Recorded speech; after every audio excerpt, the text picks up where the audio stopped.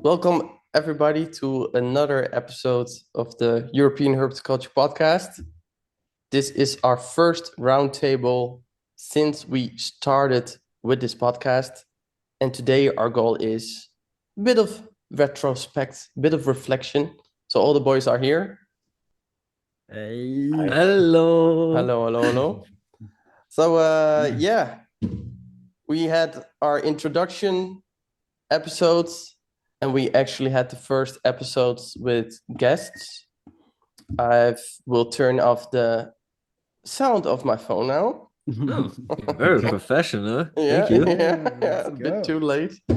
But I'm just really curious before we get into like the trenches with all the details and all our current projects and all the reflection. I'm just really curious, guys. How did you experience the first, like the launch of the podcast and how all the responses? And I think it's cool to start with Flo because you are our social media Damn. department. Let's go. Yeah. So how did you experience this launch of our podcast? We're actually doing this. Yeah, it's crazy. So first of all, I was like super hyped when we released it. I was like, wow, I need to tell everybody. Bam, bam, bam. Insta story. Let's go. No, but to be honest, the responses were great. I think there was nobody that like hated or something. I think a lot of people were excited, and that's super cool. And I'm also very proud of that because, yeah, it's like we're just dudes talking about the hobby, and people want to listen to it. And after this episode, a lot of people said, "Oh, I want the next one." And when do you release again? And I think Jonas was the perfect guest as a first guest because Yeah, definitely. he loves to talk, and it's made us for us like super easy because like yeah, it's it was great to be honest.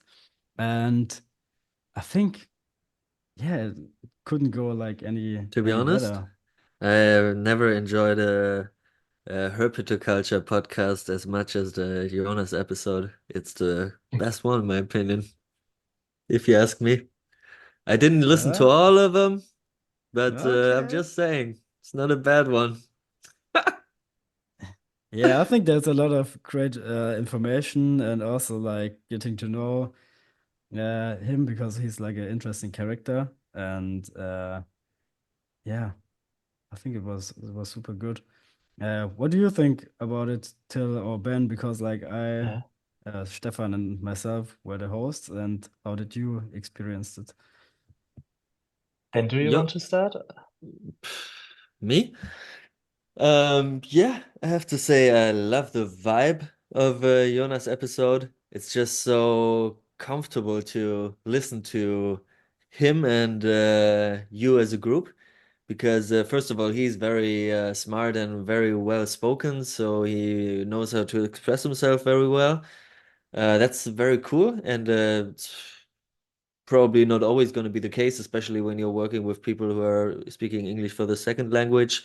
But it's no issue, but it's even better when you have somebody who is very good at it. So that was perfect. And also the friendship that is connecting you and us, I can say, just was also a great help, I want to say. So for the first episodes, that's what makes it, I guess, easier for us to do the recordings with people that we enjoy being around anyways. And yeah, the stuff that he's doing is just super interesting, you know. The just the focus that he has on his collection, focusing on the Abronia and the Spherodactylus geckos, these very tiny geckos. They are really amazing. For the people who don't know about them, it's really worth giving them a check because there are so many various species in the from the Caribbean islands where they come from. It's just so cool to have species that you can keep in tiny setups. I think it's also a trend that the hobby will move to, probably keeping smaller species in nicely sized setups. So that's probably an interesting species for the future too, or genus. So yeah, I really enjoyed also hearing and learning about supplementing of feeder insects, and Jonas is really into the biology or nutrition of the feeder insects, and I just realized that there's so much more that I have to learn.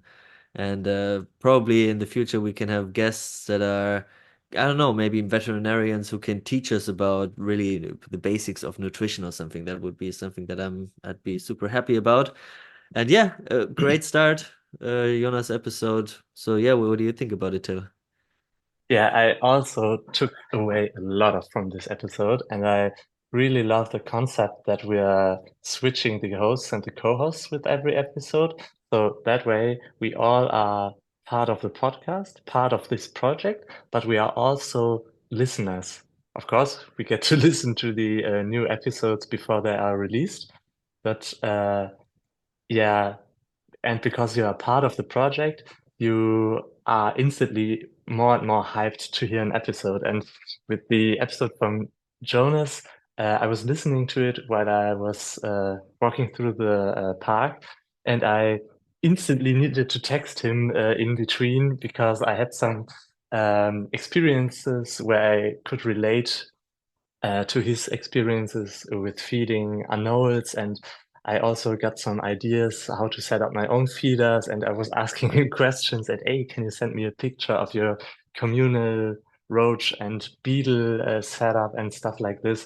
And that made me really happy because um, I was very hyped. I learned a lot, and I took away a lot of inspiration. And if you remember the first episode where we discussed what we want to achieve with this podcast, I said exactly that, that I want to get inspired and learn something. So yeah, Yeah, this. great. Yeah, awesome. That's Stefan, like Stefan, how did you like it? Well, that specific episode or just in general the start? oh, The start in general, in your case. I'm I'm amazed by all the positive feedback already. Yeah. Like the listeners and also the potential guests all have been so incredibly welcoming to the idea and also positive. And before you start an episode, there's always a few minutes where you just talk shit and get to know each other and loosen up before the episode starts, and everybody's like so excited to be on there and so Yeah, positive.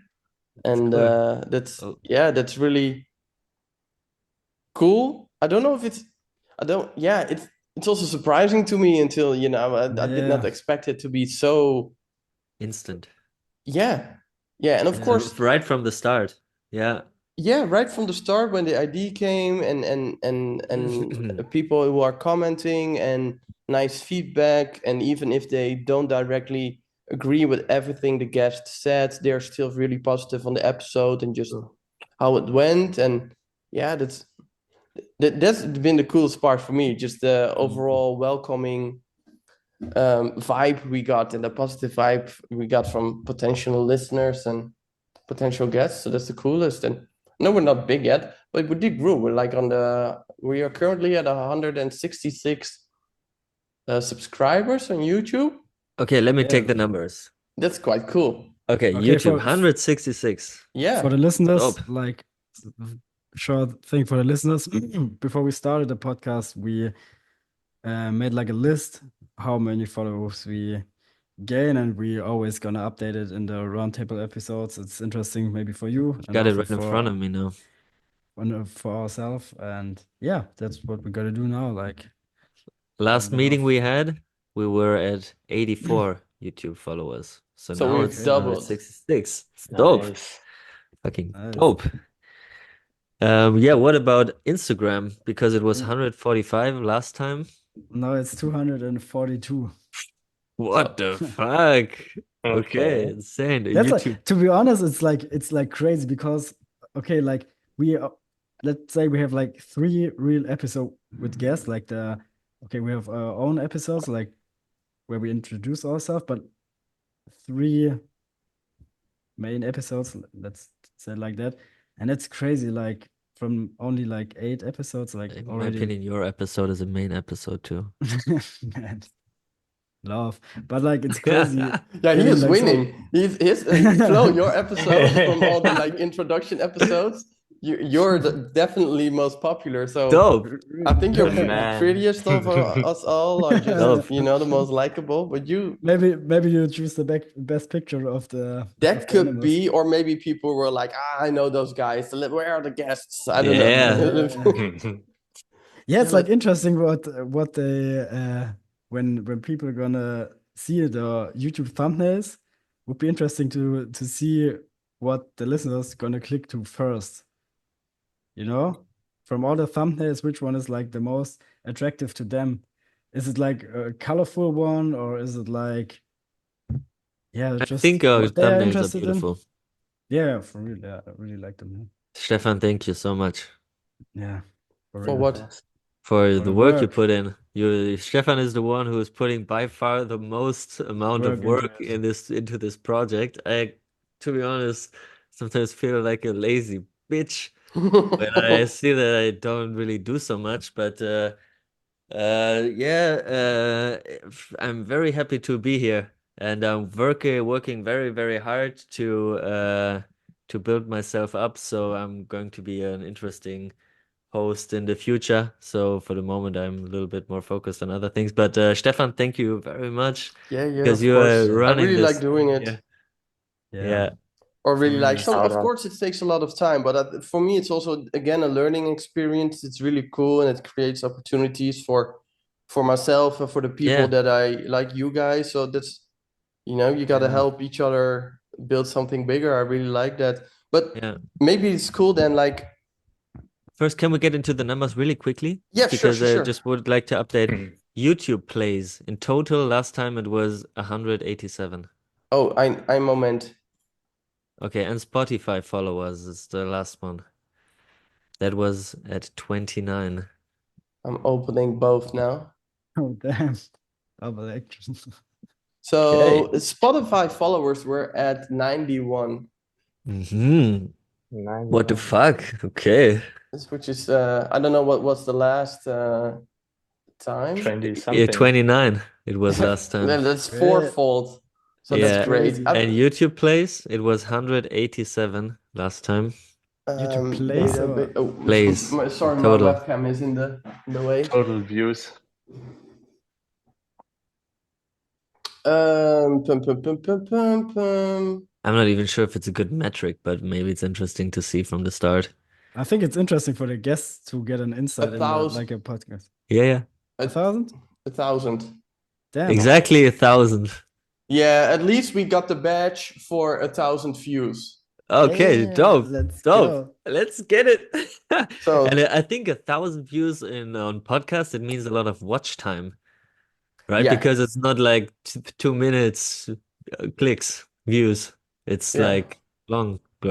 Yeah, until now it's like 200 hours people have listened to us Oh, Oh, damn, we should add it. That's great. in the 200 last hours 28 listened to our days. stupid So shit. Oh man, in the last. Oh yeah, but it's still interesting to track that. that's Okay. pretty cool. Like 200 Yeah, that's- hours in the last. 28 days. Okay, That's interesting. crazy. That's really 200 amazing. hours. It's crazy, Yeah. really. Okay, insane. All right, guys, I'm very proud of you, of everybody. Thank you so Yes, much, really. Same. It definitely is a learning experience. I think we all have had our, it's all really positive and really fun, but we also got a little bit of frustration on everything, how it works and get this done Yeah. and that done. But Yeah, it's it's normal, normal, I I guess. think. But overall, I really enjoy it. So Yeah. you all guys already talked about Jonas's episodes, but Finn was the weren't next there? up. Yeah. Finn. Yeah, maybe it's cool to like. Were there any episodes you guys really? No, let's go back first. Were there any struggles for you? Overall it was been really positive, and I think people enjoyed the way we asked questions. But was there something you reflected on, like, oh, maybe I want to become better at this, or I want to try this next time? Yes. Yeah, Like regarding the podcasting in total, I think probably the biggest challenge is to reach out to people and to set appointments and to do the bookings basically for the recordings. So to be like booked in advance for 1 or 2 recordings at best, to I don't know, have a great overview about what is going to happen next. And for the moment, it's difficult to plan ahead, at least for me. Maybe it's just not my biggest advantage to be very good at handling coordinations of bookings like that. Maybe I'm just not good at it or whatever. But I think it's going to be the challenge to get sustainably get interesting guests on here on a weekly basis. So I think that's something that I would like to improve. And probably that's true for all of us, because you can never be too good at reaching out to people and setting appointments. And yes, I hope we can find I don't know, a cool way of automating the booking process. So maybe if there's anybody out there listening to the podcast right now, if you have an idea about a calendar booking tool or something like that, or maybe like votes on groups on WhatsApp or email or whatever, just let us know, because it will really make the booking process easier. But to be honest, once we are inside of the recording, I always felt really comfortable. Maybe the first time it was a little bit nerve-wracking, but at the end of the day, I feel comfortable in the role of the host or co-host. So I think it's more about getting the people on. Yeah. I did enjoy how you did your episode. I really liked some of the questions you asked. We actually used one in the recording Till and I did yesterday. Like, Ben likes to ask this question. What So type of knowing him, question was that? you're gonna find out. You will see. You will see. No, it was the Okay, question nice. like, why these animals? You asked that when we were in Swiss Okay. to Okay. Valentin, and you asked the same to Hannes, like, what made you choose this? And we took that to the episode we did Yeah. yesterday. Yeah, but it's interesting, right? Because Yeah, for there sure. is some reason usually. yeah. Yeah, it's a really Yeah. really good one. Yeah, okay. Cool. Nice. Do you want to go first or Go myself? ahead. Okay, for me, I think what I want to do, what I thought about is like maybe at the moment, like as a social media manager, I'm just like doing on the day of the post, organize everything. But maybe I thought about I would like to maybe 2 or 3 days in advance, like make a story with a little teaser, like that the people are get drawn in, like, oh, this week Reels. we're gonna, yeah, not reels, like we come to that later, but like make a Okay. story and say, okay, this week's episode we're gonna talk about this and that, maybe like a little bit like of not clickbaiting, like, but an interesting topic, like maybe like, for example, today we're gonna talk about the topic that Ben and I talked about yesterday. Maybe yeah, but maybe no, but like maybe do yeah, you know what I mean, right? So that the listeners see that and think, oh, okay, dope. This week we're gonna get I will not miss this one. yeah, jungle leaves guy or something like that, and 1 or 2 Spoiler. interesting. Oh, spoiler! Yeah, That's no problem. Uh-oh. But teaser, yeah, not that's spoiler, man. social media is hard, right? It's also, that's one of Yeah. the things I struggle with most, to Yeah, it's keep, exhausting. like, I don't want to say draw attention, but don't be forgotten. Yeah. The thing is, I feel like comfortable doing it, but sometimes I would like to do like more stories and that we get like a little bit more traffic on our page, because like the thing is, how I understand how Instagram works is that you have to be active, like stories or reels or postings, and we are like every week we post something, and that's also activity, but like we need like daily like a story or something. But my struggle is, what do I post like in the stories? I Because have an idea. yeah, one thing like Because do want the listeners want to see an animal of ours, or I have an idea. should we? Yeah, maybe we can ask the listeners what they want to have. Like, Maybe. Okay, yeah, Ben, no. before I say something, Ben should say his Yeah, idea. because for the moment we are doing the posts for each episode, and we are asking the guest to send us a couple of pictures. So we have like a slideshow for the main post. And then maybe we can ask each guest to send us 7 pictures. And so each week we can do one of the pictures to tease like the final recording, which is then published at the end of the week. And then we can do the post with the 7 picture slideshow that we already showed in the stories previously. And the listeners will already have an idea about maybe who is it gonna be, and maybe in the future it will be like people can try to guess, okay, who is this gonna be? It's a Bronia and a Varanus and a Python. Okay, that must be this guy. Yeah, so maybe that way we can get 7 pictures like a week ahead, and then we have content for the stories.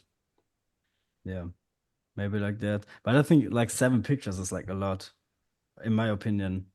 I don't think we need Or to. 3 pictures or whatever. Yeah, Yeah. but the idea is a great idea. The details the- are, of course, you need to find out. But yeah. idea I really like. The idea is great, yeah. But like maybe should we also interact with our followers, like do like a Yeah. quiz or something like that? Yeah, man, let's go for it. Dope. I think Yeah. that's important to keep the account running because I Yeah. think the algorithm on Instagram like rates you less good if you don't interact a lot, and the accounts that interact with their following get more recommendations or something like this, Yeah. or get And recommended more often. and also what I want to do is like doing the reels that you also said, Stefan. But the thing is, I thought about maybe like that I'm the one doing them, cutting them, but I don't know if it's like smart if you already have like the other footage. You know what I mean? Is it like more work to send it to me and I do it, or I mean you watch the episode and you know maybe which topic is more like interesting for real or something, Yeah. or Like just cut like 30 seconds, put it in the cloud, and you can do the rest, Flo. yeah, maybe, but I would do it like on the phone. That's the thing. I don't know if it's like For Instagram, that doesn't really matter. Like if Yeah. people are gonna watch on like a TV screen, because I did get some pictures of people like sending me pictures of their TV screen for the podcast or the channel, like, hey, I'm watching you guys right now, you know? So for that, it's nice to have a bit better quality. But for your Insta, it doesn't really matter. Honestly, I think we can grow the channel a whole lot faster if I would like make shorts out of the episodes, like certain topics, like you talked about the Jonas episode, about the gut loading part. Just have 15 minutes of the gut loading part on the YouTube as a separate episode. And honestly, I don't really know why I haven't done that yet. I think I'm just That's work. Yeah, that's probably it.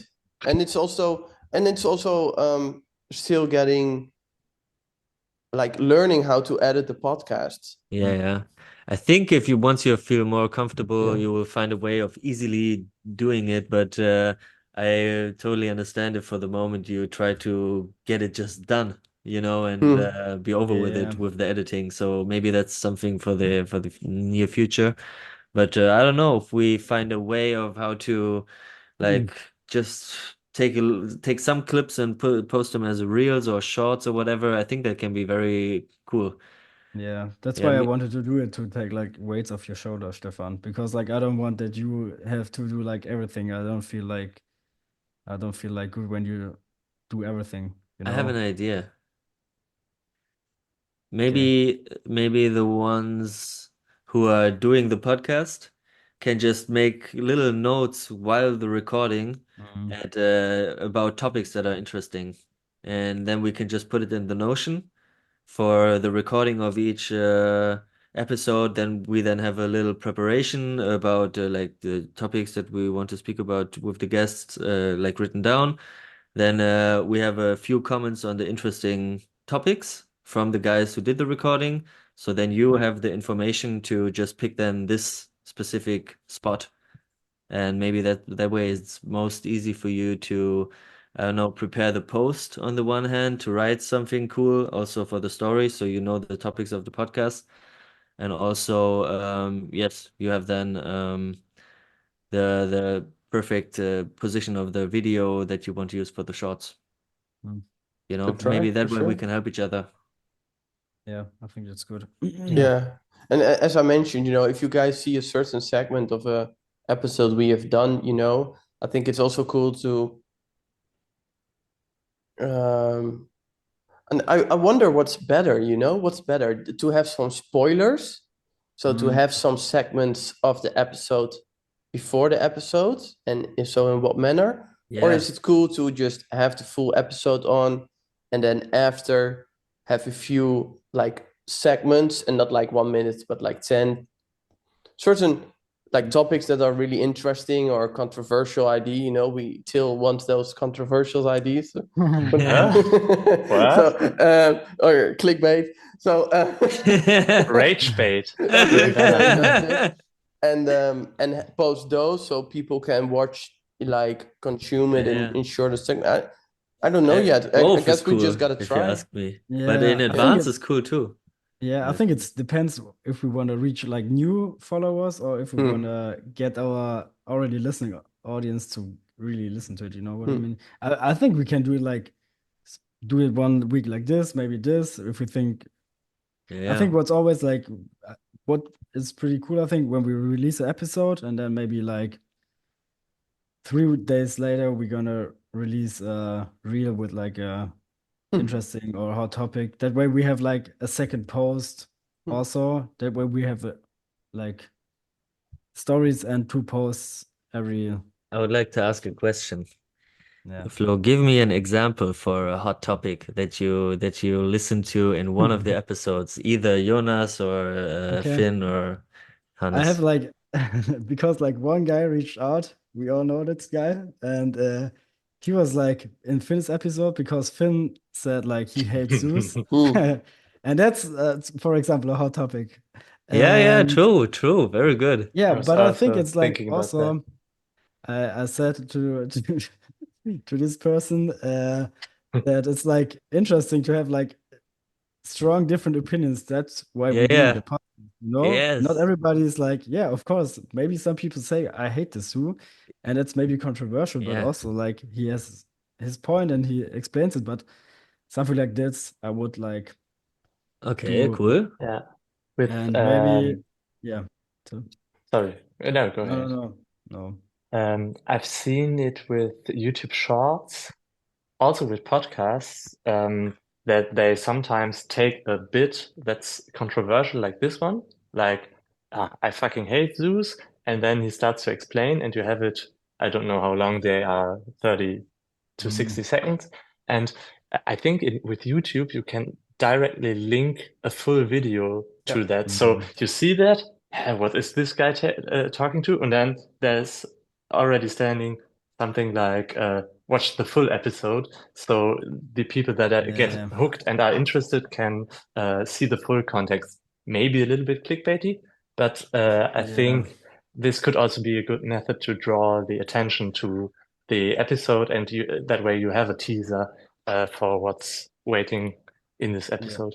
Totally. I think, but sorry, Stefan, to cut you off, but I think we have to be aware that there's like a super fine line between like getting super clickbaity and also Yeah. like but we have to like Yeah, also but I'm careful against this fucking clickbaiting shit. No, I no, don't think people- we will reach Yeah. that. I totally No. get Yeah. you, but simply the fact that we're all a bit allergic to that Yeah. will Yeah. prevent that happening. And Yeah, also like there- to some people- protect a little bit of our guests, you know what I mean? We Yeah. can't just throw them under the Yeah. bus and that's Use them. like only cutting the bad part. Ripping I out think- of the context. Perfect. Yeah. Yeah, true.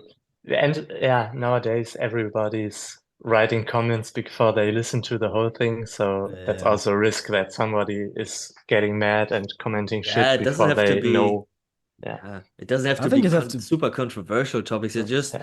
relatable Interesting. topics, in my opinion, is Yeah. cool. Because in Finn's episode, for example, I met him personally before, till we were on the Terroristica show together. Yeah. You two So slept in the car for the full drive. I was driving with these idiots. We were talking 20 minutes and suddenly both fell asleep and I was like, nice, 1 hour yeah, drive. okay, And they were like, maybe because we had planned talks until like 4 in the morning the day before. that's okay. Okay. Yeah, but Now it's my fault. I get it. what I really liked about Finn's episode were the topics of on the one hand the the getting too carried away in collecting, because that's something that he went into when he talked about plants and everything, and it's something that is really common, I want to say, in the plant hobby, but also I think it's a very sensitive hobby to speak about this in the animal keeping hobby. And I think Flo and we're gonna have a discussion about that Oh, later. I swear to God, I want to say that's Yeah. like almost the perfect opportunity to start like with Yeah, our but rant. let me finish my I'm sentence very first. curious, guys, because I have to say, yeah, I will let you finish, but I have to say that that's one of the topics that all of our guests have mentioned. Yeah, As yeah. soon as I started to focus, and it doesn't mean directly only one species, but as soon as I started to focus, or less is more, I started to enjoy it a whole lot Yeah, more. So that's definitely. one of, till now, everybody has said that. Yeah, even Yeah, with the that's yet true. unreleased episodes. Yeah. True. Mhm. Yeah. Yeah. That's Yeah, true. I also recognize that. Yeah. And then also what comes after getting too carried away and overloaded with the work that you have with all your fucking setups that are all going wrong and whatever. Then there's this topic of resets in the hobby.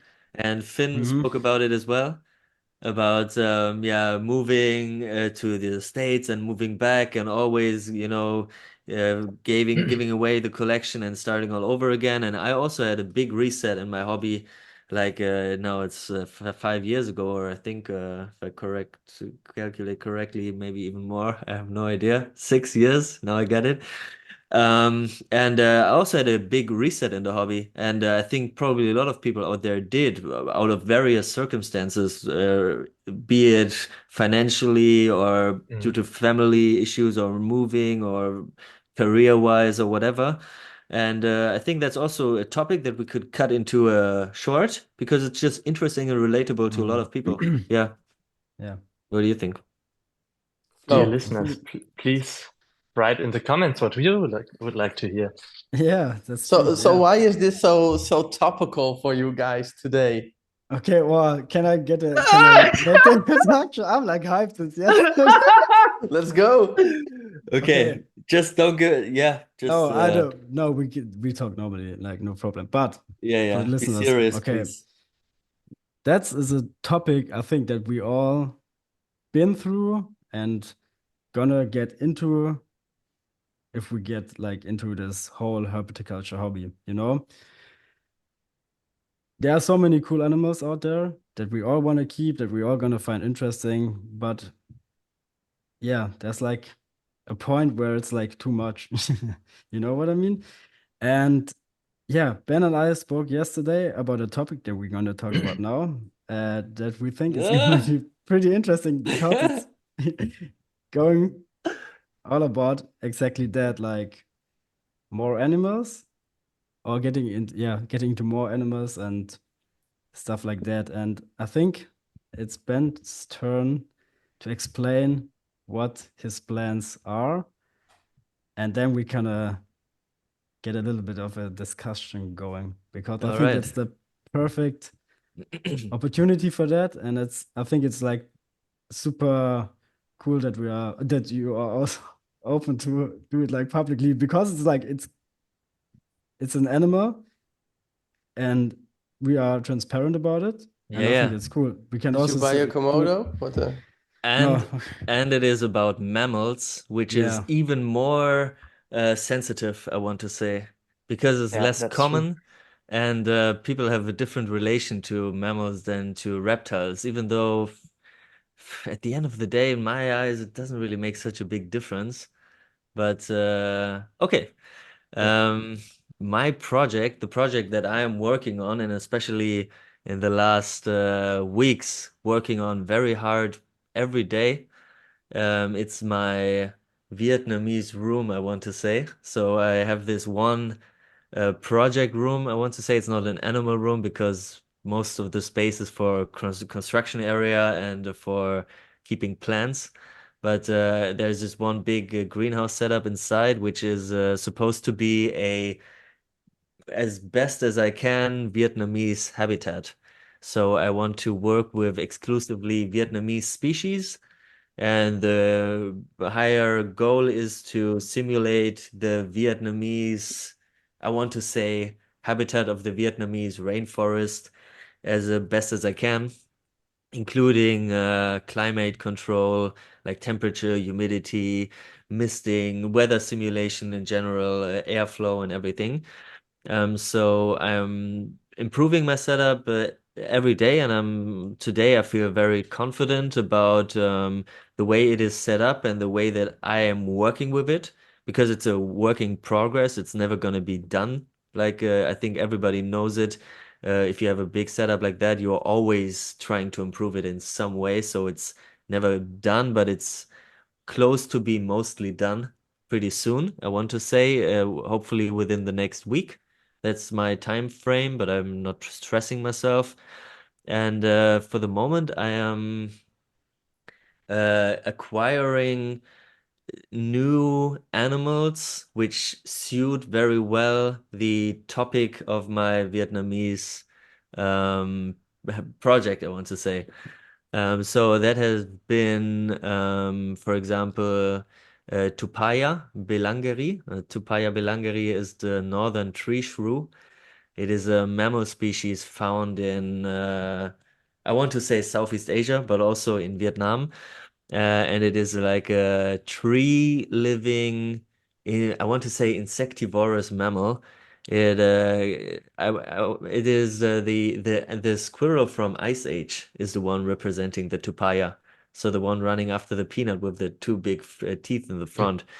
And it's not a squirrel, so not a rodent, but it's more closely related to primates in its evolutionary history. So it's a very interesting species, and I worked with them when I was 18. So it was the first species I got when I got into mammal keeping. So I am very happy to today have a pair again under my care, and I hopefully want to keep them very long term. And the other species that I want to add to my setup, it is the elongated tortoise, so Indotestudo elongata. It is a tortoise species. I always say turtle, just to keep it simple. It's a turtle species from also Southeast Asia, even also Vietnam. And I have the great opportunity to get a breeding group, an adult breeding group for a uh, affordable amount of money. So I want to jump on that opportunity because I'm so interested in this specific species of turtle for a long time already. And Blasphemy. opportunities like that, sorry? Blasphemy. What do you mean exactly? Calling it turtle. Yeah, do you have a problem with it? I No. always say turtle. I also like call saying my poisonous. animals monkeys, but even though they are not monkeys, sometimes I just like to keep it easy like that. Sorry, go ahead. Either we can go super scientifically or just wrong by choice. That's how I feel like. Choosing to be wrong. That's something. That's crazy. Yeah, so I'm hoping to get the turtles within the next weeks once my setup is fully done. And so at the moment, so just today and also for the next days, I am building an additional part to my greenhouse. It will be the floor area of a good square meter, and it will be like connected to the south facing window which I took out of the wall, the window. So the greenhouse will extend to the outside, kind of. So there will be some fresh airflow and everything into this new area that I'm building now. And it will be a very, very cool upgrade for controlling the environment, because I can also get like the mist in the morning inside, and I can blow as much air as I want in and out, and it will be a very cool upgrade. And building this upgrade, it will give me the opportunity, Flo, to keep another species. But that's what we are going to discuss now, if that's a good idea or not. Yeah. 1 second. You talked about the new animals, but for the listeners, you Yeah. have to clarify what is already living there besides the tobias, because they are pretty new, Okay, Yeah. okay. right? And That's also true. maybe also say the size of the setups. I think that's Okay. also important. Yeah, okay. So the setup that I'm speaking about for the moment is about 6 to 7 square meters in surface area, and it's close to 2.5 meters tall. And this is where I'm keeping pygmy loris. Yeah. It's a Bro. primate species from Southeast Asia. And also on the floor area, is it okay? Yeah, sorry, I was Yeah, being purposely wrong. Yeah, it's a primate is right, but Mm, monkey is wrong. When I say it's okay. a monkey species, that's wrong, but primate, it's right. Mm. Yeah, Hey. okay. The right wording is prosimian. That's the nocturnal lemur type monkeys, like galagos, the bush babies, and slow loris, and stuff like that. Yeah, so those is the species that I'm mostly focused on, and those is the habitat that the elongata tortoises will also live in on the floor area. The tupaya in a separate enclosure, which is also like 3 square meters, and we are talking inside, like climate controlled inside, but all setups, like both of the two setups that I have running, are independently connected to outside areas as well, so the animals can go in and out, and they can experience climate conditions also outside as well. But I need to find a way to control the climate better inside of my room. So I'm going to make this addition to the big setup, which is inhabited by the loris, and it will be another like a good square meter extra, and it will have a glass bottom, like an aquarium. I will build like a giant aquarium of like a 1 square meter. It will be 1.80 meters by 60 or 70. Um, and it will give me the chance to house bamboo rats.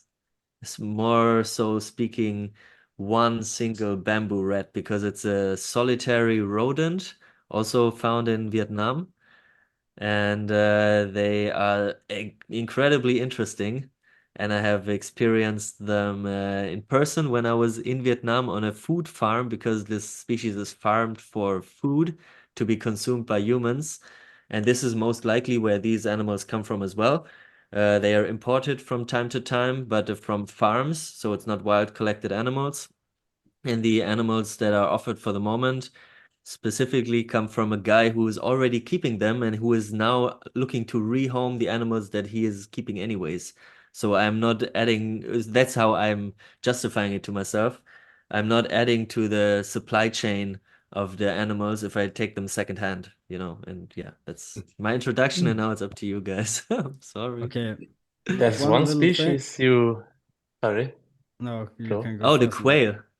Yeah, you Yes, missed one species inside. I also have quail, the domestic quail, the tiny chicken, to produce eggs, and they are living in the loris setup as well.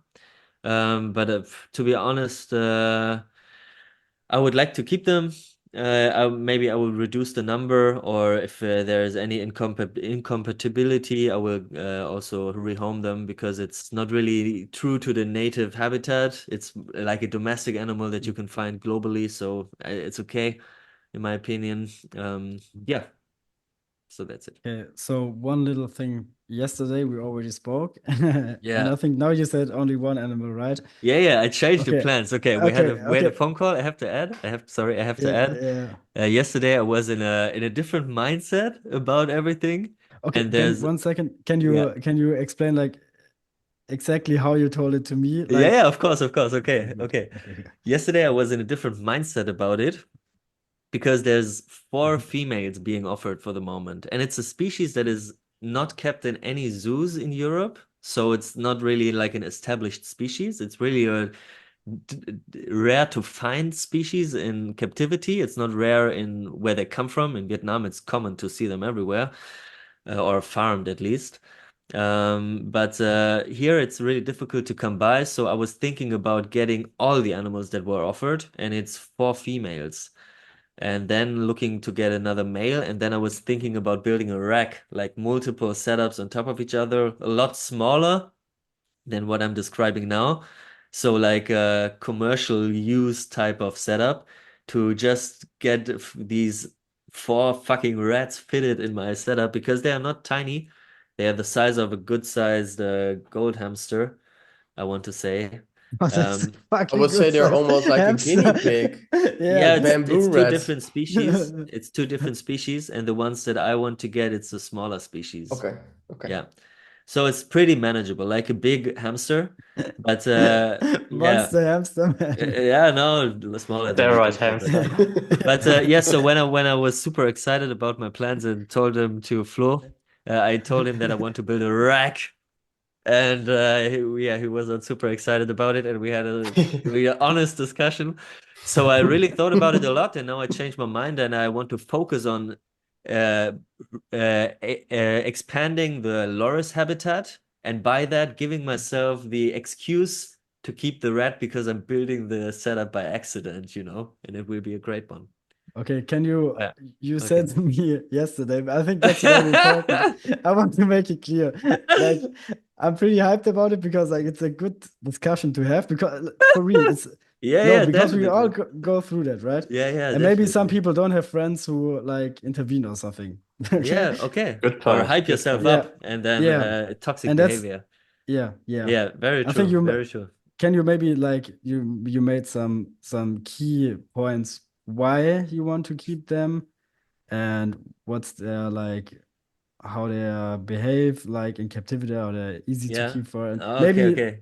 these Yeah. parameters, and then Uh-huh. I say my point, what I Okay. think about it, and then the other guys can get their opinion, but if it's okay for you. Yes, Because okay. Yes, I mean, Go, why Till. not? We're gonna. Yeah. So, what I think is very cool to do when you are working with animals in general is to focus on animals that are endangered, that kind of got into trouble because of us humans, and therefore get an extra support from us humans. That's how you can see it, in my opinion. And Stefan, you are a great example, in my opinion, as well, for exactly that. For example, speaking about the tortoise and turtle species, species that you're working with, and the lanthanotus and species like that, which are in kind of trouble in nature. So it's cool to focus the limited amount of resources on species like that, in my opinion. Yeah. For the bamboo rats, that's not the case because they're, I don't want to say like a pest, but they follow the culture. How do you say? They follow the humans because farming, like sugar cane, for example, or even bamboo is like a food source for them. So they can be found underground like moles in these fields. So it's a very common species. So it doesn't really make much sense for me as somebody who would like to see himself as somebody who's working for conservation in whatever way. It doesn't really make sense to focus my resources so much on a species that is not endangered. But on the other hand, it is a very interesting species to my concept because I would like to show the Vietnamese habitat with various species that are found in it, and I made a list for myself, a long list with all various species of plants and reptiles that are probably an option for my greenhouse or later greenhouse, a bigger one. And the bamboo rats, they are one of the 3 species which are rated with 3 stars, and it's the pygmy loris, it's the tupaya, and it's the bamboo rats. So I feel like, man, it's a great chance, and also the supply chain is maybe not going to last the way it is for the moment, because these animals, they were imported from a guy in the Netherlands. And in the Netherlands, I think, Stefan, you can get into it a little bit deeper if you like. In the Netherlands, the positive list about mammals was, I think, was just published, right? Or was just enacted. Oh, Yeah, it's from the 1st of July, but there's we okay. have till the 24th to make like reasons not to have it, and there's a lot of organizations working Okay. against it. Fighting against it. But at the Okay. moment, it's correct. We have a positive list for mammals, and there's only 30 species on there. Yeah, it's And insane. just to give you an example, the Russian dwarf hamster is not allowed anymore because it's a dangerous animal, it can bite. But you can Yeah. keep a water buffalo. Yeah, it's crazy. It's just insane. Yeah, so the guy who originally imported these animals and also did it the last times they came in the hobby, or even he was more like one of the guys who imported them, but I don't have any contact to any other one. So he's probably not going to continue like looking at the situation in the Netherlands. So maybe it's one of the last or even the last chance for me to easily get a hold of this species, which I so much, which I would like to work with so much, and I think I can handle it. I think I'm well prepared, but on the other hand, also I'm acquiring some animals recently, and I'm going to do it, so I don't want to get overwhelmed, and I'm afraid of having, I don't know, too much work on my shoulders, or I don't know, commitment at the end of the day. Yeah, so that's what we spoke about yesterday, and yeah, Flo. What does everybody else Before think? you go into it, Flo, Yeah. I've written down some questions for later, but what's the exact species? So I can look it up. Canomys badius. Cano, Cannomys, and then species name Badius. Tell me they are beautiful.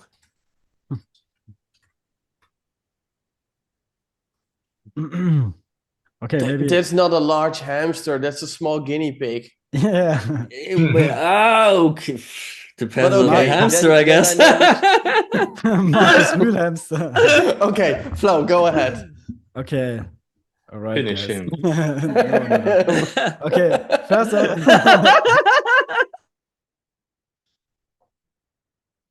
Okay, no, first off, I have to say, like, maybe I'm like a little bit let's just say allergic to racks and keeping animals in a smaller type of area. I want to provide my animals as much space as possible.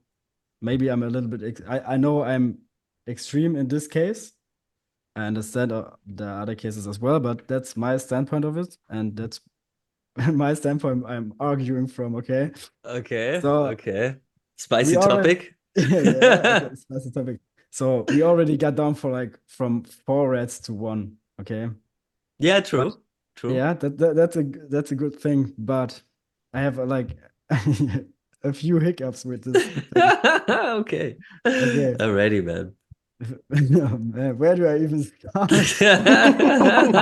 Get to the point, man. Okay, the thing is, at the moment you're building like super beautiful naturalistic setups. You all have like your animals in like big setups, provide them with as much as possible as you can. Mhm. And I think it's very good. And in this case, there's like the one corner that you describe where you want to put them. But I think it makes no sense because it's like it's only that's one rat, right? How can you set it up? It's that you told me they bite everything down. You can basically only give them like, I don't know, earth and a hide or something, and even if they're gonna fuck Yeah, it up. and roots. Roots and potatoes to eat, and that's something that is for me like, yeah, not valuable, to be honest. And your main point of getting them is because you ranked them yourself as a 3-star species for yourself. Yeah, okay. And yeah, that's okay. But also, another big point why you want to get them now is because you are afraid that you can't work in the future with them. Yeah, Okay? true. Yeah, That's also a fair topic. yeah. But I don't see the value that you keep them because, like you said, the zoos are not interested in them because they are not like endangered. And And if not only, visible too. yeah, not visible. And you told me that there are only like a small handful of people that have like the Yeah, species. true. And now you're gonna get one rat and maybe in the future another one. But there's Yeah, like, yeah, but there's like no breeding project yeah, that's inside. You know true. what I mean? Because no new It's animals true. gonna get in. That means inbreeding, and also nobody is interested in them.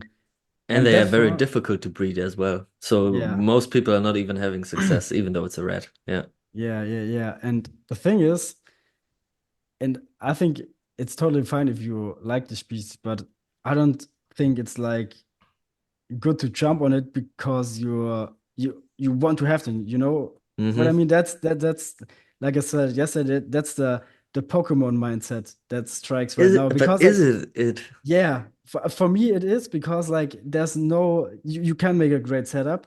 You Yeah.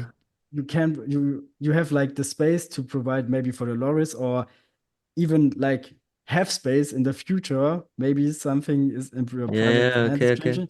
And also at the moment you are working for yourself. And I think you at the moment you have like a lot of time. And that's great because you do what you love. And but I don't think in the future you want to go like on vacation. Maybe Mm-hmm. you know Be more what else? flexible, you mean? Less Be more commitment. flexible. Yeah. And Yeah, you yeah. already have like you told me that Tobias and the Loris are like very easy to care for in the sense not easy, but like the Tobias are not more work. And you already have like people that can look for the Loris, but and they can go for a few days without people looking after them because everything is automated. But with the rat, it's like I don't see the point of this rat, man. Sorry, but Yeah. it's like I Yeah, know it's cool, that's the but thing. I cannot defend it. Like the point of yeah. the rat is just enjoyment, kind of. Yeah, but That's just it. Yeah, and I'm I wondering, is it okay to keep animal just for the enjoyment? Maybe that's the question at the end of the day. yeah, I think we all do that kind of, but in this case, there's like, is there enjoyment? You know, because you don't see them. Yeah, we have like a hole, that's always available. Bro, but my point is that you can provide Yeah, this is yeah. not even a small space, you know what I mean? Yeah, it's true, man. Uh, and that's like a lot of opportunity for you to even maybe separate an animal. You know, Yeah, true. if the tupai is gonna fight, where do you Or put them? In babies. a or babies in a bird cage? No, to the loris. You Yeah, said yeah, you're true. not sure that they're biting. You have to be flexible, and you can't do the animals all over your apartment. You know, you have this one cool room, and I think it's like You're afraid it's gonna be unnecessary. too much? Yeah, for There's real. too much focus on the stuff that is not important enough. So you mean it's a Yeah, lack of priority? yeah, yeah. But I know you, and maybe no, I don't. I don't think it's like a great thing to do. That's my standpoint. I wouldn't do Okay, it. yeah, I Yeah. take it. Till, if you're listening to this, what do you think? Oh Emotions. man. First, I need your opinion, No, no, Mr. no, no, Turtle no. Man. Man, Oh, that's hard. I think I'm more on Flo's side, but I also feel that I'm a little bit between the chairs because if you are really fascinated about them and you're really passionate about them, then do it. But I don't think that this is the case. You talked you about don't them think so? before. Ah, Yeah, I know that you talked about them before. For sure you have this good rating, but I don't feel like this was the plan. I don't feel like this was a concrete plan until you got that offer. no, it And for was. me, That's not yeah, true. Sorry, man. okay, but it Okay, sounds a little bit sorry. more like fear of missing out, like impulsive No, buying something. sorry. I have to step Okay, in. It's not that. It's for sure. It's not that. I was patient enough because maybe I have to add to okay, the story. In the winter time, around the time of the New Year, I was about to get them already, and I okay. was close to making the deal, but then I decided against it. And I think it Why? was right to decide against it because I didn't see the point in terms of like a conservation project because there's no need for conservation for bamboo rats. And I didn't have the resources that I have now. And I think for the moment I have a lot more resources also because I'm more confident with my setup and it's running a lot better with less care. And that's why I feel now I'm ready to make the resources available that it takes to care for them. And it was not the case Yeah, when I decided against them. And even before but like just very, yeah, very sorry. quickly, 3 years ago, it was 2021. I was also close to getting them, but also I decided against them because back in the day I also didn't have the resources, but it was more like the space and the right setup that was not on hand. And I didn't take the chance 2 times. So now it's the third time. Maybe that's important to add to Yeah. the story too. Yeah. Okay, okay. Sorry, Stefan. You can go ahead in a No, no, minute, but no. just two thoughts. The conservation part didn't change. Yeah, true. It changed that you have more resources now, but you recently acquired these two tupias. They're Yeah, pretty true. new, and you plan to acquire the turtles, which Yeah. are also new work. And with the tupias, you can instantly start breeding because you have a pair. And with the tortoises, you also already told me these are proven breeders and old enough, so these could also start to breed any moment. Yeah. So that's a lot of more work. So I don't It's a take question the mark. yeah, Yeah. yeah. It's not a safe point that you got more resources. Yeah, true. With the question mark, that's for sure. Yeah, And that's why I'm no, afraid it will go too quickly. Yeah. yeah. But Stefan, sometimes you you gotta do what you gotta do, you know? That's how I'm thinking. Yeah. Yeah, but the thing is, bro, Okay. uh, why you have to challenge yourself that yeah, at the moment you have like super how do I say it? Like the animals that you keep, you need to watch for them every day. It's like tough to keep for them. You have it now under control. Why put yourself in a situation where the glass is let's say the glass is Yeah, full yeah. and now And you're it's at a good point. You can look for your animals and do your own stuff. But maybe if this species comes too as well and the tortoises, I mean, it's man, just too much, and so then it will probably go yeah, downhill maybe because my attention yeah. is not on the right. Okay, Stefan, I sorry. think it's your turn. Yeah, man. Yeah. Damn. Or Silence. maybe cancel the turtles and get the red. Which turtles? Okay, yeah. I mean, Stefan, let's go.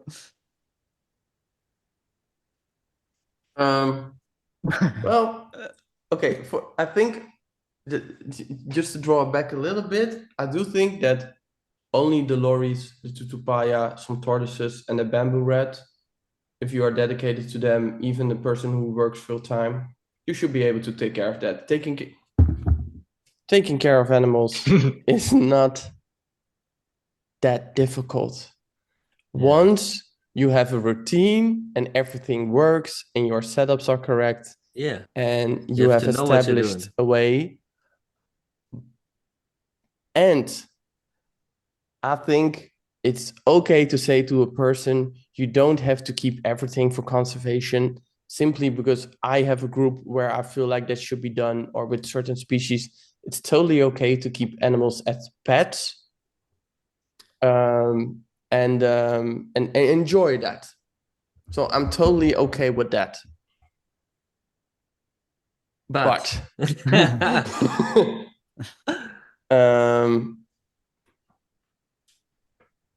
and I know you wanted the bamboo rats before because you asked me to pick them up, I believe. Yeah, true. Yeah. And then we canceled the deal Yeah, again. yeah. I do wonder, like, what's more important to you in this case? It's all about choices. Everything is about choices. When it comes to time, adding a bit of tortoise, it's gonna be not much. It's 10, 30 minutes extra a day. So it's a choice. Are you gonna do 30 minutes extra for a bunch of turtles? Or are you gonna do 30 minutes a day for reading, gym, loved ones, whatever? It's all a choice. So, and I think for you, the biggest choice is, are you going to use 2 square meters for a bamboo rat that digs almost 60-meter long tunnels in the wild? I just read. So you're Crazy, probably man. not going to see if you're going to set them up correctly. Are you going to use those very important 2 square meters for that animal, therefore reducing what is possible with your true love, which is the lorries and the tupayas? That's for sure. And that's a choice you need to make, I think. And it's not up to me if your lorries is living a good life. It can be better. It can always be better, but I think currently it's living a good life. So I think it's the choice of, is that 2 square meters usable? And if everybody that has run a store, especially if they rent the space, they want to make sure you put a price tag on each inch. Yes, they want to make sure that square meter is as profitable as possible. And of course, we're not talking about money then, but then we're talking about, rendement, as we say in Dutch, for our animals. Yeah. And it's also to you. And I don't think you need to. I enjoy being able to move around in the space that I work. So maybe those square meters are even important for me just to do a pirouette. I don't know, but just, yeah. And that's why I'm thinking, Stefan. Is it a good pet? Let's go to this. Maybe this is. Do you think if for other persons, because you were talking about zoos are not interested, it's obviously not a species that is highly endangered yet. Everything can change, but for now, the point of I might not be able to get them again is, I've done that and I was never correct. There was also always another chance. And it's the same for me, actually. And that's a thing that I realized a lot of times in my own history. And I would like to speak it out because I guess a lot of listeners feel the same way. You always feel like this one deal that is in front of you, it's the last time ever that you will get a deal like that, and you have to jump on it because it's never going to be good like that again. It's not true. But for 95% of the cases, it's not true, I would say. And sometimes, okay, you have an amazing deal, but on the other hand, what's the downside of taking a less great deal for the same species in a year? Maybe you pay double, but you didn't have other troubles, So just think of the stress of quickly needing to build a setup. Yeah. It's because also, if you're going to can do get stuff yourself in quickly, trouble. you're often going to spend more. You're often going to make mistakes, so you got to redo it. Yeah. And I totally get it. I almost bought a pair. I told you this with Till. I almost bought a pair of Manxanensis last week. Yeah. Oh, you It was didn't a good do it? deal. No, I was like, okay. It's not my priority now, even though it's a dream snake and I would love to get them. Yeah. That just means I need to set up a terrarium and I need to get this and this. While in the meantime, I have 10 different other projects. Yeah. I don't want to do that to myself. Yeah. But sometimes you gotta go through the pain to enjoy later, And it's I think it's a balance that you need to find. On the one hand, you can't take it too much laid back because that way you will not make progress. Of course, you gotta work for what you want. Yeah. But it has to be in good timing. The timing needs to be right, and that's why I declined the deal 2 times in the past, But maybe we shouldn't talk too much about this bamboo rat topic. I think it was interesting for the listeners now. Maybe it's fine because I have an opinion about it and I will make my own choices at the end of the day. For sure. Thank you for your opinions, but I will do whatever I feel like this is means, right. This means I'm done with this topic. I'm gonna do whatever. Yeah, man, I think fuck you. Yes, I think we can continue to speak about it, but I don't want to take too much space here, I think it was already like 15 But I think minutes it's or whatever. really No, but I think relatable it's- for a lot of people. Yeah, I think it's like a super interesting topic because like you can do it like even on a knoll or a fish or a bird. I yeah. think it's like a example Turtle. that all animal or other people with Okay, hobbies let me can ask you a relate. question. Yeah. Which species are you not getting at the moment, which you could get, but you don't do it because you don't feel like it's right to do? For you, Salvadori. Stefan, okay. And the What? Sorry, Manxanensis as well, kind of on the list as well. what was the first one? I didn't understand. Salvadori, the Sorry. Varanus Salvadori. Okay. Mm. Ooh. Okay. Till, let me know. Oh, well, let me take a guess for you. Okay, I guess. Yeah, it's Dromacon. Again, some species of Dromacon, probably Yeah. like a partner for your male, probably. That would be something that I would see you keeping, but you don't do it because it's Yeah. for the moment not right for spacing and whatever, maybe. And maybe if it's a new That, species, okay, give yeah. me new species. Actually, no new species. But if I would buy something right now, it would be either way a female for my Dromachon Melanurus unicolor or Dromachon corais again, because so far this was one of the favorite species that I kept. But I've restricted myself. After my diet, I said no more bigger colubrids or no more bigger snakes for now. Um, and I'm feeling pretty well with this decision. So I'm not looking after snakes. I'm not looking after animals or stuff. So if I see an offer, it's like, oh, they're nice to keep, but I don't consider buying anything. And the only animals I sometimes think of, yeah, no, I don't really think of getting new animals right now. I'm Frogs more with the for your plants. plant nursery. Yeah, okay, yeah. Yeah, maybe. Maybe a Would be frog. cool, but nothing serious. So I don't have to hold myself back right now. Yeah, okay. But uh, little side fact, I decided today that I want to cut a little bit back on buying new plants because I want to focus on what I have right now. And I had these fear of missing out moments and impulsive Yeah. boughts in the past.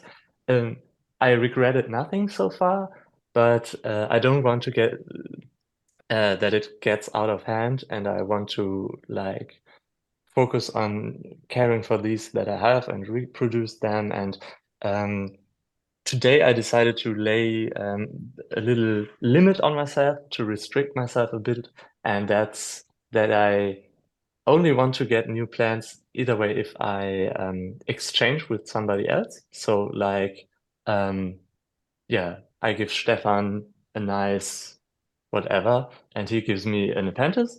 So that or if I sell some plants so that I have that my budget is only the money that I already make from plants. And this way I want to restrict myself to not put too much money into it. Okay. Yeah, but with animals, I'm not looking after anything right now. Yeah, it's fine. I get it. And Flo. To be honest, like over the since I have the greenhouse, I just want to improve the care of this one species that I keep. That's my main goal. Even today, like I'm building some new fake rocks, and I started doing it and was like, damn, I should improve on something like this, creating more naturalistic backgrounds, creating more like I want like a slice of Ecuadorian jungle, and I feel like that's the main goal I have at the moment. And I always also feel like that over the last 1.5 years, I changed like my urge to get new animals because like I see an animal, of course, it's like oh nice, a ceratophora or something like that. But in the end of the day, for myself, I want to focus on one thing. I want to be like the best at it, and that's my main focus. And when I was younger, I had like this, oh, I want this, I want this, I want more, I want Can I more, I ask want a bigger. question? Yeah. I fully get it, and I have a very similar mindset, I want to say. Um, But I would like to ask you this question because you say you've got this one project and you want to Yeah. be the best at it. Yeah. And you're gonna be the best at it. But I would like to, because I know you, but I would like to know what is the name of the project.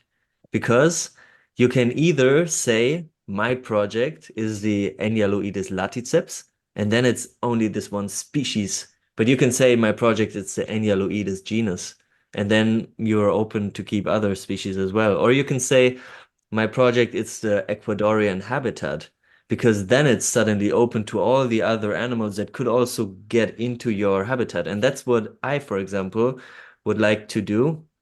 My project is on the one hand the loris, that's the most that has the highest priority. And the second highest priority is building the Vietnamese habitat.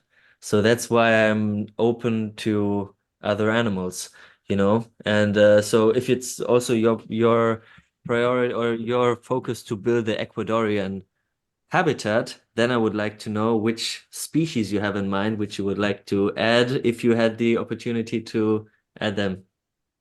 Yeah. Yeah. Well, I think we have like two different opinions on that because like Okay. in my head, it's like when I say Ecuadorian jungle habitat, in that case, I'm not opening up myself to in the back of my mind to say, oh, I said only Ecuadorian habitat. Now I can get every species from Ecuador. You know what I mean? But That's one like, or two. yeah, but that's the mindset. I don't want to get like, oh, now for example, I say South America. Now I get everything from South America. That's not how I work. You know what I mean? That's like always that's your Yes, but like that's little not what as I'm saying. yeah, but that's like the escape door in your head to say, oh, I can also buy this species because it's also Yeah, from okay. Ecuador. I get it. That's my thing, and that's what Yeah, it's I true. learned over the for myself learned over the years that is something that I don't want to do because like I had a Okay. reptile room and for me it was too much. And maybe I also because I was younger and also at the moment I'm happy with only one setup. I always say like, yeah, maybe a second setup with frogs, but that's only like temporary because I wanted like you want ice cream after you want something to eat. You don't you are not hungry anymore, but you want it, you know? Okay. But like for me it's Some people have that in relationship as well. Great analogy. I want no, ice but cream. no, but the thing is at the moment I'm like at a point where I don't feel comfortable with more animals because we're gonna move to a different city. I want to enjoy like my life, and for me, I don't think it's like when I have more animals, it's not possible to care for them correctly the way I wanted to. And also, the focus is more at the moment to like one setup and enjoying the rest and make like at the moment it's a lot, with the move and there's a Yeah. lot of Yeah, it's true. uncertainties. And therefore, maybe if I would get another species, I would go for like a katydid or something because like that's something Which is related to what you're already doing maybe something like that. But because it's it's kind of always then the feeder. So it's like a part of the setup, just maybe like that. But I'm like add on. yeah, Okay. I sometimes feel that I'm a little bit too extreme. On the side that I only want one setup and one blah blah blah blah blah. Yeah. But at the moment, that feels right for me, and I think Yeah, okay. I don't want to have like. It's also a big part because I don't live alone. I think when I would live alone, it would be different also. But there's always like, at the end of the day, do you really want it? That's the question. And when I think about it, it's like, oh, I want it at the moment, and not like, Really, like bleed for it, you mean? yeah. Okay, yes, I get that. I get that. That's a But that's question at the that moment that everybody. can also Yeah. can change over the years because I'm Okay, also not settled. Maybe Stefan. we move in 1 year or so, and that's uncertain, and I don't want to put an animal in that situation because I am not like settled, and I don't want to stress out an animal because I don't know what my life brings over the next years, Mm-hmm. and Stefan, that's what. Yeah, sorry. so try to put yourself into Flo's mindset. and make a decision about the main species of this one setup that you are working with. Which species is it, and are you going to do a cohabitation then? Do you mean if I would have the same mindset as Flo? Yeah, you have the mindset It's of Flo, difficult. and you have to make your choice like based on the animals that you already have or what is available to you. One setup, cohabitation possible. It can be a big one, not unrealistically big, but yeah. It will be a big greenhouse with from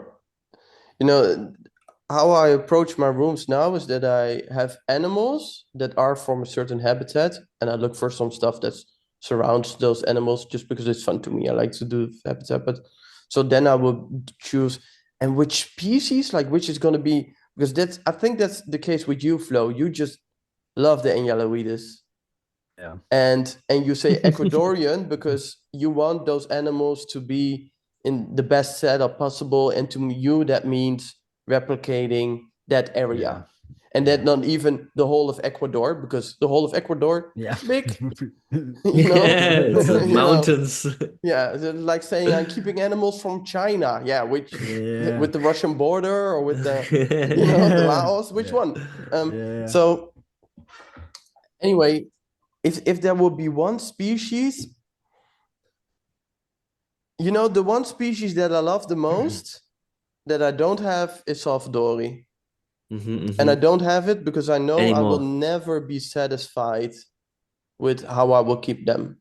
I've kept one before, incredible animal. So then I would choose a tropical greenhouse with my Manoria, the Emisvarai, and then just choose the plants from the same area and maybe a bird or whatever if they don't eat it. Because that's like you with your quails. You're thinking you're in the testudo, oh, they will try and grab them. Yeah. That's gonna be an issue. Yeah. So I think it's gonna be Manoria or Salvadori. Oh man, okay, interesting. And what about you, Till? If I had a big enough greenhouse, I would choose the Trümmerhorn corais as the main species. Walk in with big colubrids, man. Yeah. Must be amazing. Yeah. What do you always think? see. Sorry. Yeah, sorry. What do you think I about? always. Yeah. Keep going. Go ahead. No, I think no. we were going to say the same. Yeah, keep going. I love to see what this guy from America is doing. Live Exotics. He has a working greenhouse with a tropical rainforest, and he has some Spilotes sulphureus, I guess. Yeah, and I love to see that. Of course, they are more arboreal than the corais, but something like this with a big corais would be great. It gives you such cool possibilities for interaction with the snakes.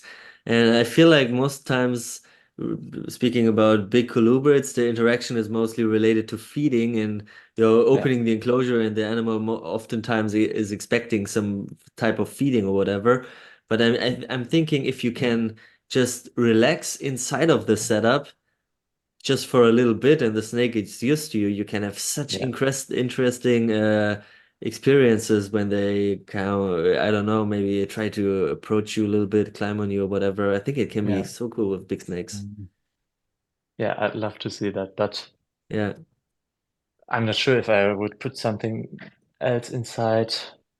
Maybe this is, sorry to interrupt you, Till, but I think maybe for you, Flo, the reason I'm looking for animals from the similar habitat is because I think I almost feel like cohabitation can be, if done properly, a positive thing. And which I mean with that is that it if it's a non-threatening species that is interacting with each other, that's just another form of being able to show natural behavior that you normally wouldn't. Because for me, in nature, but it's, if we're ranking most important things, I think proper diet, no stress, correct environment, then stuff like UV, whatever, and space. somewhere at the bottom, if you have all those steps, all the plants, whatever, then I think cohabitation, even with the insects from the same area or fish from the same area, whatever, can be beneficial. And not only because it's just cool for me, but also because naturally those animals are a part of that environment, and animals either there will be maybe a form of interaction. I think that can add something. Yeah, You know, I don't know. So how do I say this? I think that, yeah, I don't know how I got up to this when you started talking, Till. Maybe we were just in front of me and needed to get out. But so for me, Yeah. that's a part of the environment, but it's definitely not on the top of the list. Building the habitat, and I think you wanted to maybe get into the climate aspect because you have the climate for the room, and so it's like one routine for the room instead of 7 routines for 7 setups from different areas. And I think that's what makes it a lot easier, and that's what I'm going for as well. And that's why I'm thinking I can handle it. Yeah, more like more easily than setting up a separate habitat in a different room, for example. But as long as everything is inside of one room and one room is temperature controlled, I think it's really manageable to expand more than if you're having a very diverse collection. Just 1 second, Chef, you need to cut here. I have to run down and get the Do your thing. Do your thing. It's no problem. So maybe we can jump in the recording again. So it's the first roundtable. How do you feel about it? What do you think the people will think about it? I think the first part was like more like formal, and I think the, let's say, second part is really like how we interact when we are off podcast, you know, that's like a real discussion The that we have vibe. like on the phone and stuff like that. Yeah, Maybe a little bit more intense this time, but like overall the vibe is like, I think it's Do you think enjoyable it's for the cool? people. Yeah, I think so. Okay. I think in the beginning, maybe we have to also be careful not to talk too much about each episodes. You know what I mean? That maybe for the listeners that listen to already to Jonas' episode, it's maybe boring, but it's on the other hand, the roundtables are also more for ourselves, and we want to put it like also out there to be transparent. That's what at least I think about it. Like, of course, for the listeners also, but also for ourselves. And maybe the roundtable episodes are sometimes more like, yeah, maybe one half of it is like more formal stuff, and the second part of it is more like private project stuff related, you know. Maybe Yeah. if people want to skip something, if they don't like We the should have the data stuff, timestamps. maybe say let's jump to this in this minute, and then you can enjoy this whole topic. Maybe we can do that in the introduction for the podcast. Like, hey, this is the topics we spoke about. Skip to this and this if you want. Yeah, but I think it's a I love cool. how he says we. Yes. I'm sorry. Because we know who's gonna do that. We know who we really is. Sorry. Yeah. It's always you can do this, you could do that, you could do that. It's But at only the end of it's the only day, good to so have ideas because there's also great ideas. yeah, So, I'm writing it down. We Yeah, have for an me, the idea roundtables are also a collection. way to indeed not to like totally like discuss all the episodes we have, but more like a moment to maybe like something was discussed or said that made us maybe change an idea we previously had, or a thought or opinion, or maybe something we are like we all are working on projects. You know, Flo, I know you're in your switching house and looking for apartment in Copenhagen, and but in the meantime you're like working and planning and taking things along. So I'm just wondering, were there any episodes or any points that you were like, oh, that I'm taking that with me, you know, that's something I want to use? Or From the episodes from the guests, yeah, what you mean from myself? And to be honest, from every episode, I pick little bits. You know, I really enjoy like I really enjoy hearing different opinions, and sometimes it takes for me more time to process it and Mm.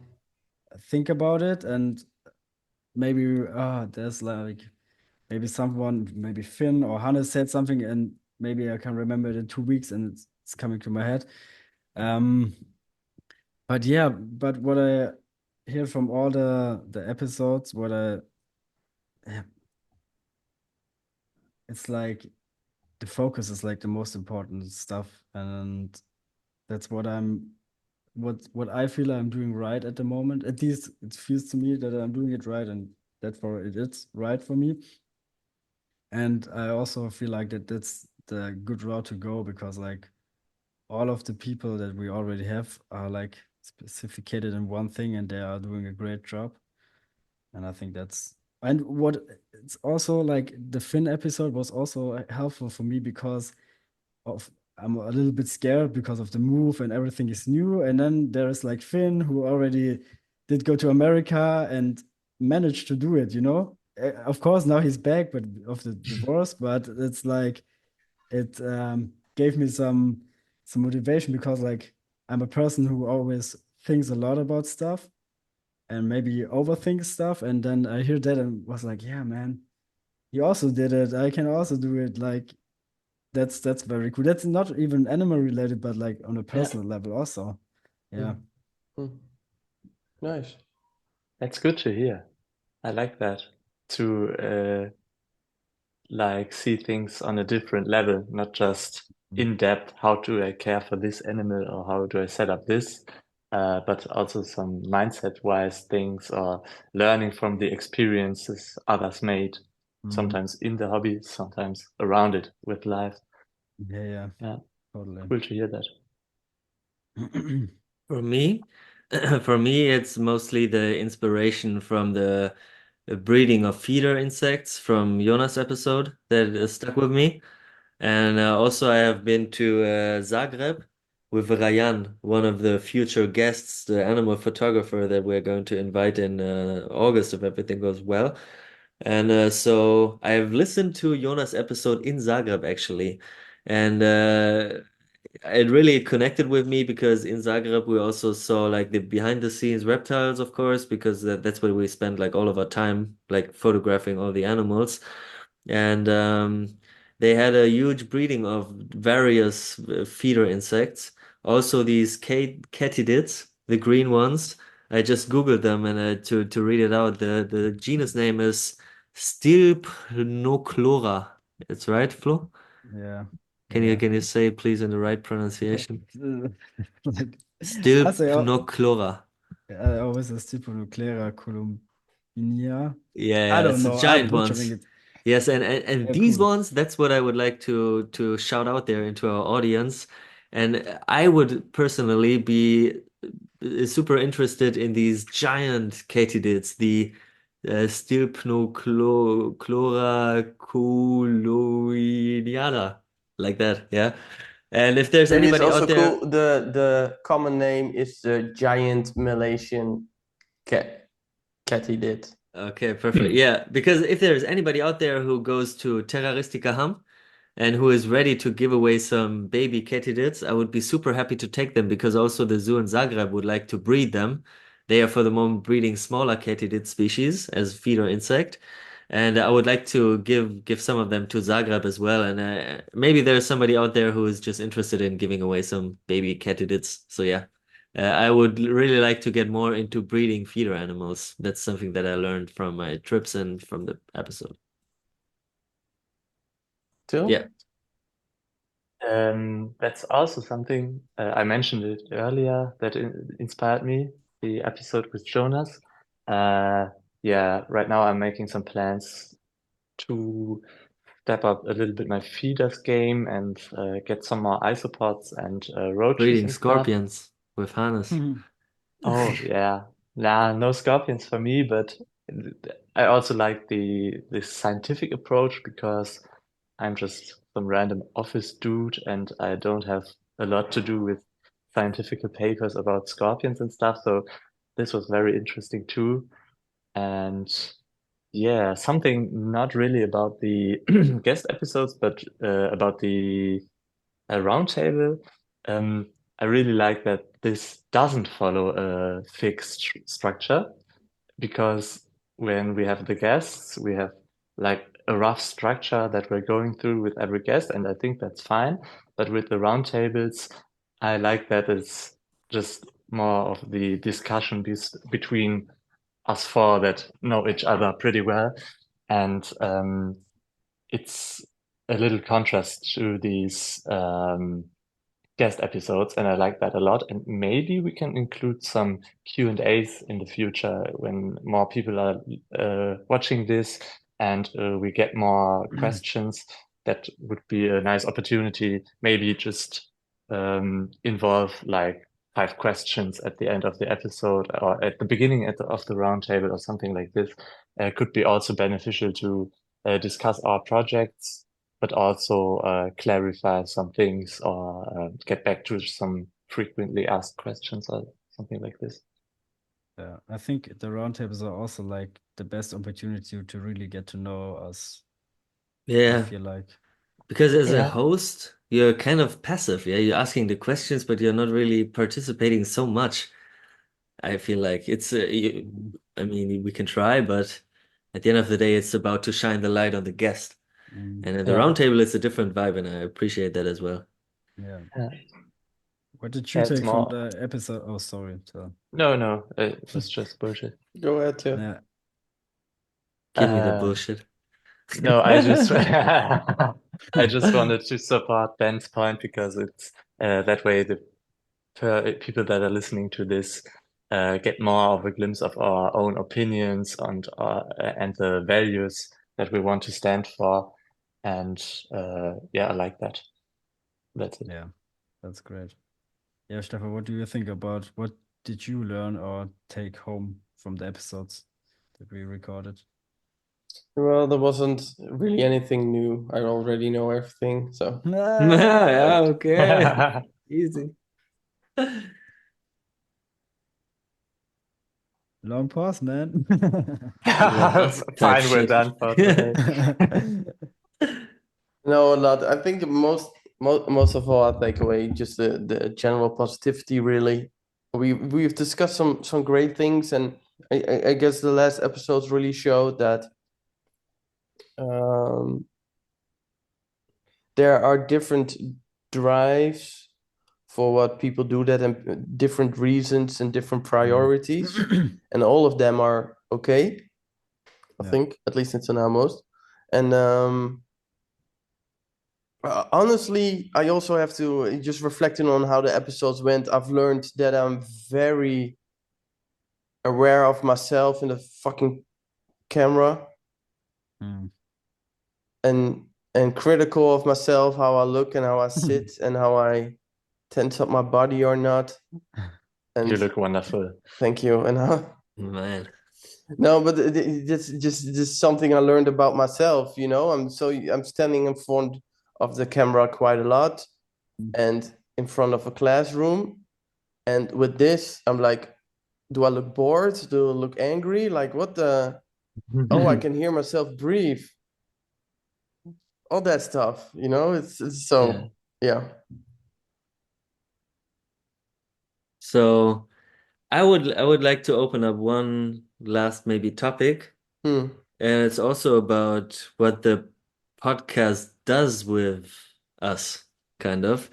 And I would like to ask all of you the question if it had any impact on your self-perception, because I want to say suddenly we are kind of public. Me, for example, I didn't show my face on the internet before. Even on my Instagram, I always tried to hide myself as best as I could. So now, even though we're just starting and it's only a couple dozen people like listening to our episodes, it's still like we are representing, on the one hand, European herpetoculture, because that's how we name ourselves. So we are out there.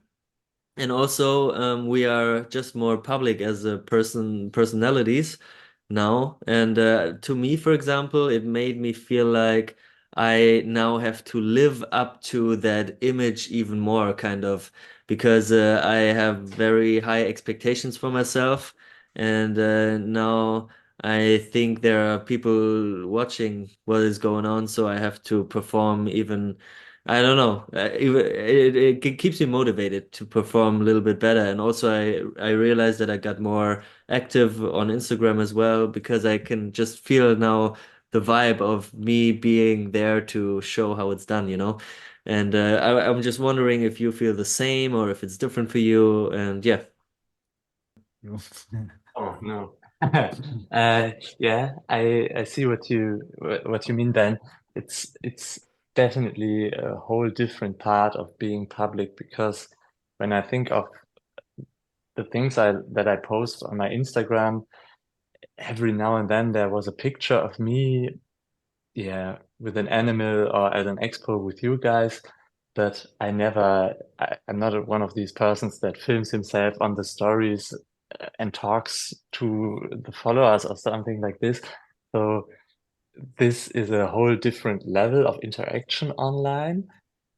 And I like that because I really like the deep talk. But something interesting that I recognized with myself, and I actually spoke about this with my boss at work today. Um, Sometimes it's difficult for me to view myself as an expert, for example, at work, or um, yeah, I just see myself as a dude who does things, and I still, of course, do it. I wouldn't label myself as an expert in this hobby or with plants or something like this. But now we are at a point where we are publicly speaking to people, and we suddenly our opinion matters. You know what I mean? It's a small circle, but there are people listening to what you're saying online, and that's kind of a strange feeling. Mm-hmm. And this is interesting for me because I maybe this uh, gives me some room for improvement uh, about my self-perception. Uh, yeah, you know what I mean? Yeah, totally. Yeah. Yeah. Do you Mm, feel like you got to be perfect now? Like you can't make No. mistakes because you said expert, and Ben also said like, Yeah. representing something that I feel Yeah. Interestingly, not because it's a healthy. yeah, Yeah. yeah.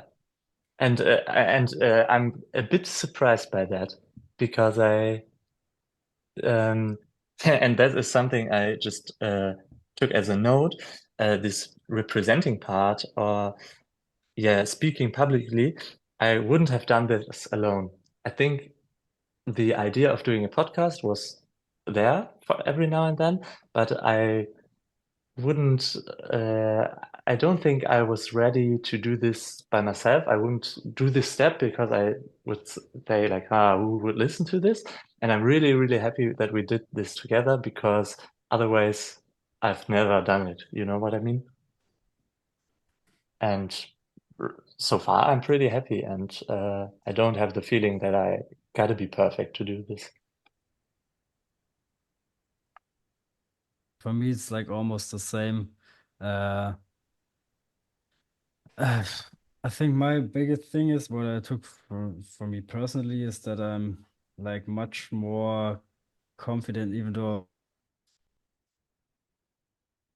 I'm more comfortable to talk in English. And also that's something I'm not worried at all when I move to Denmark with my English or something like that, because I'm talking now a lot to different people, and also I feel like I'm doing okay. And to be honest, I don't feel any pressure at all to be like, I don't feel like I'm representing the whole European podcast. We're just talking to different guests, and I feel Yeah. like, in my opinion, we have the role just to get the herpetoculture hobby and audience. We are like the guys standing in front and interviewing people, and therefore I'm not having any pressure because you can't be perfect, and if you say something wrong, you say something wrong, and only because it's like in public, it doesn't matter because I wouldn't say stuff that I wouldn't say to a person face to face. You know what I mean? I would say Yeah. the exact same thing to somebody in Hum or something like that. And for me, it's like it's super cool to see interactions with different people and getting to know them.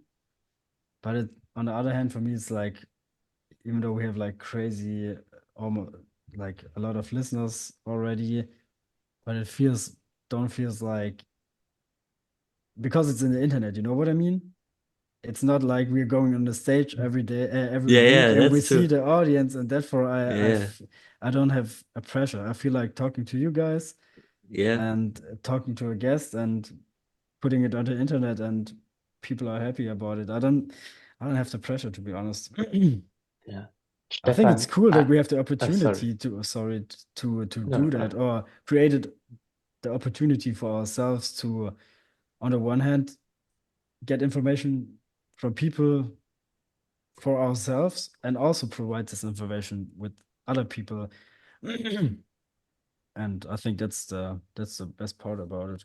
But do you think more or less or equally much about the hobby since we started the podcast? What do you More. mean? Less, more? Do you give the hobby more attention now compared to months before we started the podcast? Because for me, it is the case. It's multiple reasons. It's not only because of the podcast, but for the moment, I'm very focused on what I'm doing. And I think the podcast plays a part in it as well. Yeah, Same I for think me. I have like more impulses from people, but at the moment my life is like busy with other stuff, and therefore the reptile hobby is not the priority at the moment. It's like I want the animals not that they are doing good, but there are many more different things that are right now more important for me, and therefore I don't really have the head to really dive into it, you know. But that's like only that's a situational thing because like of the move and stuff. Yeah. What about you, Um, Stefan? I mean, you were already doing the YouTube, so you were already out there, unlike us, I want to say. So did anything change for you? No, no, not really. Um, Same as with the what you asked, you know, the engagement with the hobby, or what was your question to Flo? I like that one, but I have no idea. Or yeah, the yeah, sorry. if you If you think spend more more, about yeah, yeah, sorry. if there goes more attention to the hobby now compared to before the hobby podcast.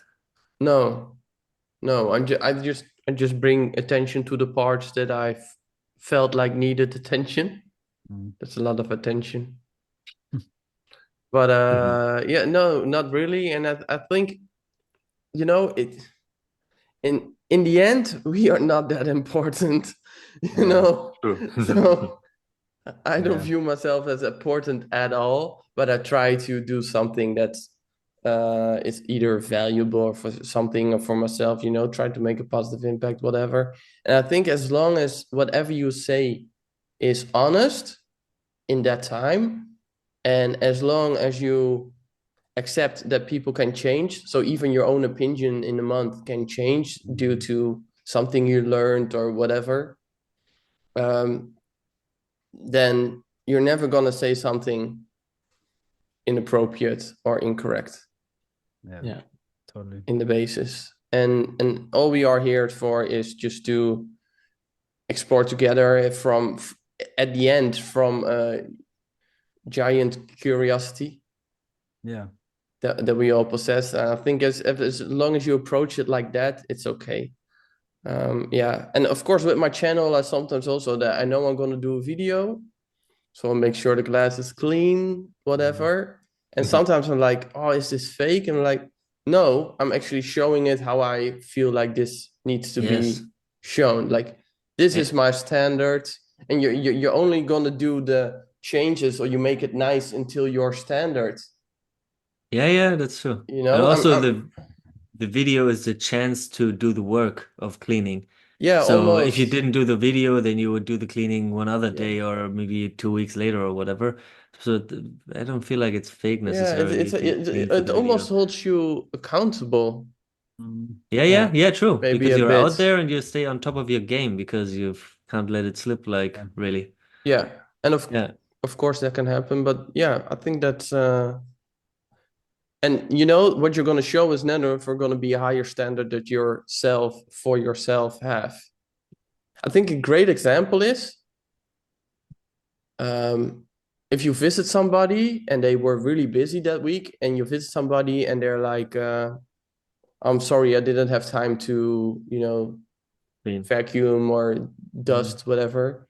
You're like, okay, so your standard is this and this, but at the moment maybe it doesn't happen. But Yeah. I don't know, maybe that's a weird analogy, but that people have that to a certain extent. I'm sure you've been to a reptile room or to a person or whatever, or in the way they carry themselves towards somebody else that does that to a certain level, and to them they're like, oh, this is great, and you're like, I would do this differently.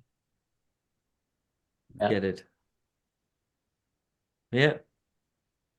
So maybe my standards are higher for the standards for myself are higher now, and that's why for me personally, I don't know, I try to invest more for the moment. So maybe Yeah, but it's also Doesn't as have to be. as you evolve and you learn stuff also by doing this podcast and Yeah. keeping your animals, you learn and you get a image of how it can, What is possible. what it can look like. Yeah. I think You it's a automatic Yeah. response Yeah. to lift your standards once you're more knowledgeable. And so maybe probably that's going to happen to all of us over time.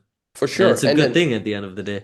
For sure. And it's going to get so frustrating because stuff like that takes time and money and energy. And, Flo is not keeping his animals at the standard that he has. No. Yeah. But No. it's very good reason. And as long as you know that for yourself and you're like, yeah. But I can imagine how frustrating it must be for Flo if he talks so passionately about that one species. That's right. But at the end of the day, as long as we stay honest and transparent about everything, as you said, Stefan, there's not much to go wrong at the end of the day, because all of us, we're doing our stuff very well, as best as we can, and from now on it's only about improvements, I guess. I want to say we had a very special 2.5 hours. What do you think about ending the fucking recording? Because this who has been is gonna enough. watch all of that shit, man? Damn. If you made it until here, you are a trooper, as Stefan would say. You are a trooper. Next week, another guest. It's gonna be Alex from Jungle Leaf Store. I'm excited about this one. Favorite for real. That's a banger, guys. All right, man, I'm excited. Really enjoyed recording. Thank you, everybody. Thank you, everybody, for sticking with us. Let's Don't keep forget. it Let going. us know what you think. Like and subscribe. 5-star rating on Spotify. Don't forget that. We don't have as much as we want to have. So and get in there write a and comment. Who's the cutest of us? Flo, All right. for sure. Yeah, Flo. Bye. Bye. Have a good time. night.